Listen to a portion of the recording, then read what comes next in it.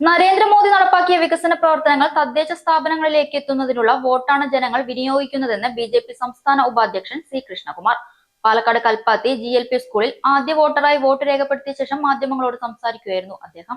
30-ലധികം സീറ്റുകൾ നേടി പാലക്കാട് നഗരസഭയിൽ BJP ഭരണ തുടർച്ചയുണ്ടാകും. സ്ത്രീപീഡനത്തിൽ പ്രതിയായ MLAയെ സംരക്ഷിച്ച നിലപാട് സ്വീകരിച്ചതിലൂടെ കോൺഗ്രസിന് തിരിച്ചടിയുണ്ടാവും. സ്ത്രീകൾ BJPക്ക് വോട്ട് ചെയ്യും. കഴിഞ്ഞ ദിവസം പോസ്റ്റർ ഒട്ടിച്ചുകൊണ്ടിരുന്ന BJP പ്രവർത്തകരെ കാറിടിച്ചു കൊല്ലാനുള്ള ശ്രമമാണ് ഉണ്ടായത്.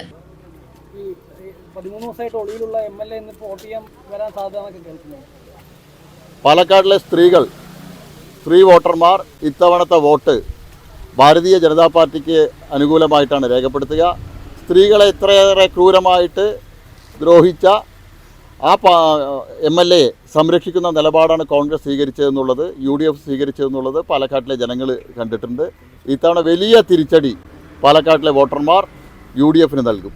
നരേന്ദ്രമോദിജിയുടെ വികസന പ്രവർത്തനങ്ങൾ കേരളത്തിലെ തദ്ദേശ സ്വയംഭരണ സ്ഥാപനങ്ങളിലും എത്താനുള്ള വോട്ടാണ് ഇത്തവണ കേരളത്തിലെ ജനങ്ങൾ രേഖപ്പെടുത്തുന്നത്.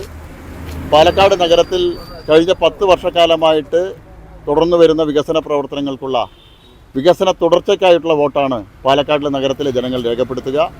വലിയ ഭൂരിപക്ഷത്തിൽ 30-ലധികം സീറ്റുകൾ നേടിക്കൊണ്ട് ഭാരതീയ ജനതാ പാർട്ടിയുടെ നേതൃത്വത്തിലുള്ള ഭരണം പാലക്കാട് നഗരസഭയിൽ ഇത്തവണയും ആവർത്തിക്കും.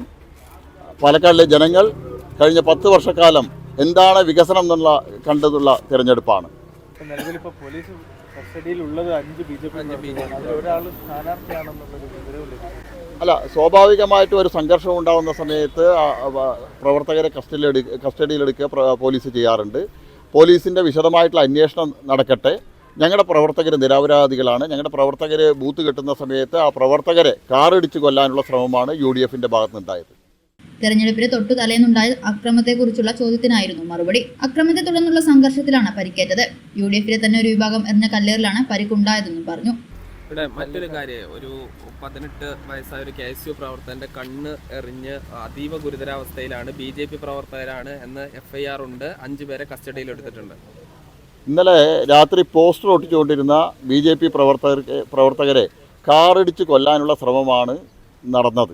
അതിനെ തുടർന്നുണ്ടായിട്ടുള്ള സംഘർഷത്തിലാണ് പരിക്കേറ്റത്. അത് BJP പ്രവർത്തകരുടെ ഭാഗത്തുനിന്നുണ്ടായിട്ടുള്ള കല്ലേറല്ല, മറിച്ച് UDFിലെ തന്നെ ഒരു വിഭാഗം പ്രവർത്തകർ എറിഞ്ഞ കല്ലേറ് കൊണ്ടാണ് അയാൾക്ക് പരിക്കേറ്റുള്ളത്. ഭാര്യ മിനി കൃഷ്ണകുമാറും ഒപ്പമെത്തി വോട്ട് രേഖപ്പെടുത്തി. വാർഡിലെ സ്ഥാനാർത്ഥി കൂടിയാണ് മിനി കൃഷ്ണകുമാർ.